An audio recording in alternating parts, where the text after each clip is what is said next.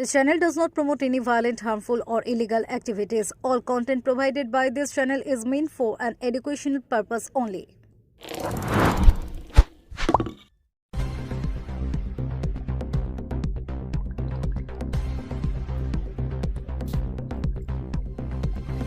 খাসির মাংসের পরিবর্তে কুকুরের মাংস পরিবেশনের অভিযোগকে কেন্দ্র করে তীব্র চাঞ্চল্য ছড়ালো আরামবাগে। শহরের একটি পরিচিত হোটেলে খেতে এসে দুই যুবকের এমন অভিযোগ ঘিরে মুহূর্তের মধ্যে উত্তেজনা তৈরি হয়। যদিও অভিযোগের সত্যতা প্রমাণিত নয়, গোটা বিষয়টি নিশ্চিত করতে মাংসের নমুনা পরীক্ষার দাবি উঠেছে। স্থানীয় সূত্রে জানা যায়, আরামবাগের হোটেলে খেতে এসেছিলেন ওই দুই যুবক। তারা হোটেলে 2 প্লেট খাসির মাংসের অর্ডার দেন। খাবার পরিবেশনের পর মাংসের ধরন নিয়ে তাদের সন্দেহ তৈরি হয়। অভিযোগ, খাসির মাংসের পরিবর্তে তাদের পাতে কুকুরের মাংস পরিবেশন করা হয়েছে। এই অভিযোগ সামনে আসতেই হোটেল চত্বরে শুরু হয় হইচই। পরে খবর ছড়িয়ে পড়তে বিষয়টি নিয়ে আলোচনা শুরু হয় আরামবাগ জুড়ে। অভিযোগকারীদের দাবি, পরিবেশিত মাংসের চেহারা ও স্বাভাবিক বৈশিষ্ট্য দেখে তাদের সন্দেহ হয়। সেই সন্দেহ থেকেই তারা বিষয়টি নিয়ে প্রশ্ন তোলেন। তবে মাংসটি সত্যি কুকুরের কিনা তা এখনো কোনো পরীক্ষার মাধ্যমে নিশ্চিত করা হয়নি। অন্যদিকে অভিযোগ সম্পূর্ণ অস্বীকার করেছে অপূর্ব হোটেল কর্তৃপক্ষ। তাদের বক্তব্য, দীর্ঘ 26 থেকে 27 বছর ধরে তারা আরামবাগের একটি নামী মাংসের দোকান থেকেই মাংস সংগ্রহ করে আসছেন।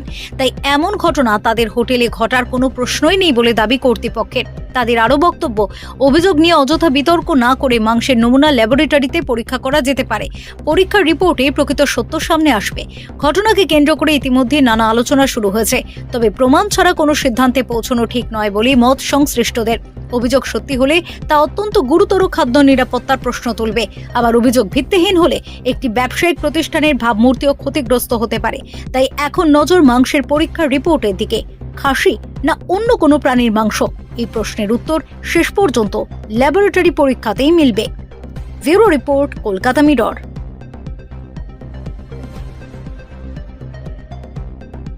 আমরা দুপুরে খেতে এসেছিলাম, তো খেতে এসে আমরা প্লেন সবজি ভাত অর্ডার দিয়েছি। মাছ ডিম যেরকম জিজ্ঞাসা করে, আমরা বললাম 2 প্লেট খাসির মাংস। খাসির মাংস আমাকে অর্ডার দিয়েছি, খাচ্ছি। খেতে খেতে হঠাৎ এটা আমার পাতে পড়ে। এবার সেই সময়তে আমি একটু দেখে সন্দেহ হয়, আমি আমার বন্ধুটাকে দেখাই। ও তখন আমাকে বলে যে এরকম এরকম ব্যাপার, এটা অত গুরুত্ব করি, হয়তো ভাবছি আর কি মারছে, যেরকম বন্ধু বান্ধবের মধ্যে হয়। বেরিয়ে চলে গেছে। ও কিন্তু আমাকে যেতে যেতে একই কথা বলছে যে দেখ, এটা কিন্তু মাংসটা কিন্তু খাসির মাংস নয়। আমারও একটু সন্দেহ হলো। আমি আবার ফের একটা অন্য দোকান থেকে আমি খাসির মাংস 1 প্লেট কিনলাম, দিয়ে আমি তার এই 5 জোড়ের হাট থেকেই কিনলাম। কিন্তু দুটো দেখলাম সম্পূর্ণ আলাদা, কারণ খাসির হাট চওড়া হয়, ঠিক আছে। এবার তারপরেতে আমি যে ইউটিউবে সার্চ করতে দেখে আমার খুবই একদম হলো। আমি ফের এখানে এসে যখন ওনাদেরকে বললাম যে দাদা এরকম আমি ওই ডাস্টবিনটা দেখবো, ওনারা প্রথম আমাদেরকে ক্লেম করেন যে এরকম আমাদের পৌরসভার গাড়ি এসে নিয়ে চলে গেছে। কিন্তু পৌরসভার গাড়ি আদৌ কিন্তু দুপুরবেলা আসে না, ওনারা আসেন সকালবেলা নয় রাতে, ঠিক আছে, 2 বার আসে। আমি তখন এবারেতে যে পিছনেতে যখন ওদের যেখানে নোংরা ফেলে সেখান থেকে আমি ঘেঁটে ওটাকে বার করে নিয়ে যখন এনাদিকে দেখাচ্ছি, এনারা তখন ব্লেম করছেন যে আমাদেরকে অন্য কেউ একজন সাপ্লাই দেয়, তার প্রবলেম হতে পারে। আমি হতে পারে, সেটা আমি বলছি না যে আপনাদেরই প্রবলেম, আপনি তাকে ডাকুন, কিন্তু ওনারা কিছুদিন ওনাকে ডাকতে চাইছে। অভিযোগটা কি? এটা কুকুরের মাংস। আমি এটা অনেককেই দেখালাম এবং আমি এনাদিকেও বলেছি যে প্রয়োজন পড়ে এটা ল্যাব টেস্ট করান, আমার তাতেও কোনো আপত্তি নাই। আমি এমনও বলেছি যে আমি আবার একটা গোটা খাসি আমার টাকা থেকে কিনে এনে দিচ্ছি, কাটুন, রান্না করুন, কিন্তু আমাকে দেখিয়ে দিতে হবে এটা কোন কোন কোন জায়গার অংশ, এটা আমাকে দেখিয়ে দিতে হবে, ঠিক আছে। আপনি যেই অংশটা দাবি করবেন সেই জায়গা থেকেই কেটে আমাকে দেখিয়ে দিতে। ওনারা বলছেন রেয়াজি খাসি, আমি তাই নিয়ে আসবো, কিন্তু আমি বলছি এটা কোনো অংশে খাসির মাংস না, এটা কুকুরেরই মাংস হবে। সেটা আমি একবারও বলছি না যে ওনাদের দোষ, সেটা হতে পারে ওনাদের অজান্তে যিনি ওনাদেরকে মাংস সাপ্লাই দেয় তার দোষ হতে পারে, বা এনাদের হোটেলের কেউ একজন মাংস আনতে যায় বা যে দিতে আসে মাঝখানেতে সে করতে পারে। হয়তো দেখা যাবে যে মাংস দিচ্ছে সেও কিছু জানে না, এনারাও কিছু জানেন না। মাঝখানেতে যে ডেলিভারি বয় এটাকে আদান প্রদান করছে সে মাঝখানেতে এটা কিছু একটা ঘাবলা করতে পারে। তো সেটা আমি বলবো যে অবশ্যই প্রশাসনের কাছে যেটা নিয়ে একটা তদন্ত করা হোক, এটা যেন ঘেঁটে দেখা হয়, যাতে আজকে আমার সঙ্গে এটা হয়েছে ভবিষ্যতে যেন এটা কারোর সাথে না হয়। আমি এটাই দাবি করছি। আপনি কোথা থেকে আসছেন? আমার বাড়ি কুলবাড়ি।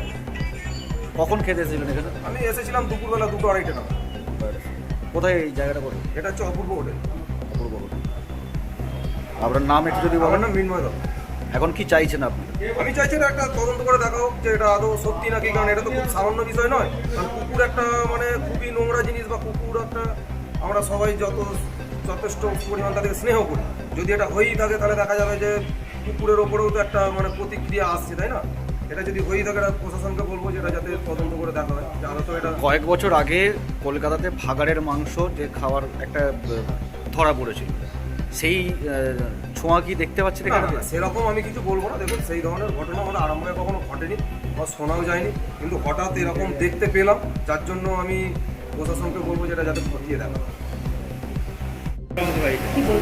আমরা পিসি চন্দ্রের পাশে যে রহিমের ভাই হালিমের দোকান আছে, আমরা ওইখান থেকে মাংস নিয়ে আসি। মাংসের দোকান কি করছে সেটা তো আমি বলতে পারবো না। মাংস যেমন আসে সেরকম প্রতিদিন তো মাংস আসে, ওখান থেকে ওর কাছ থেকে মাংস নিয়ে আসা হয়।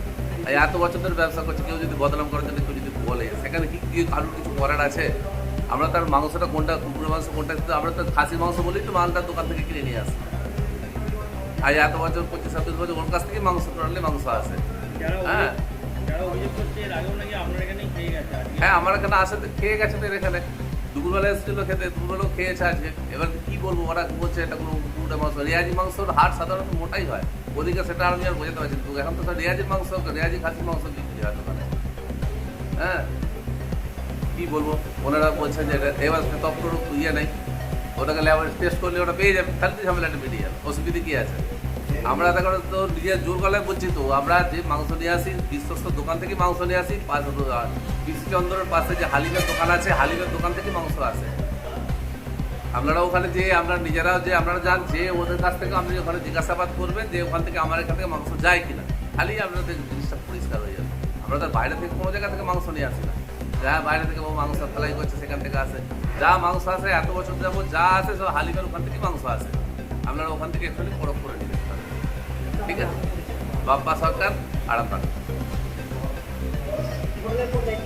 হ্যাঁ এখানে আসি একটু দেখাশোনা করছি।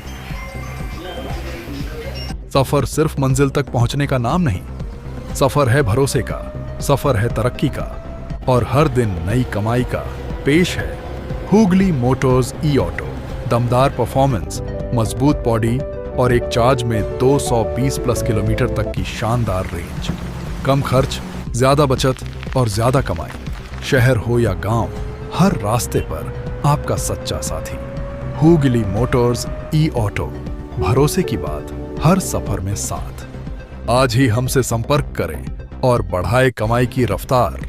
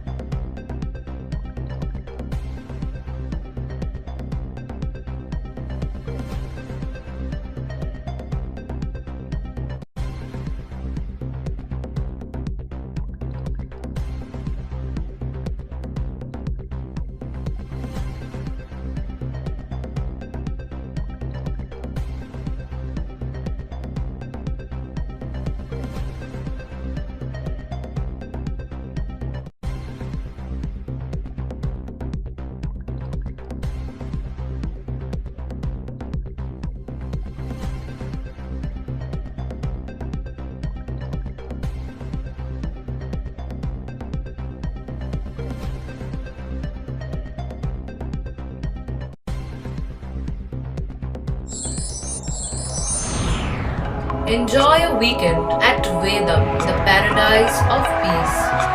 A home away from home.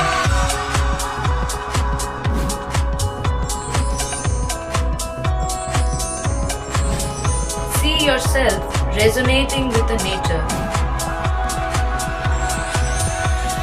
Vedam welcomes you to create your best memories.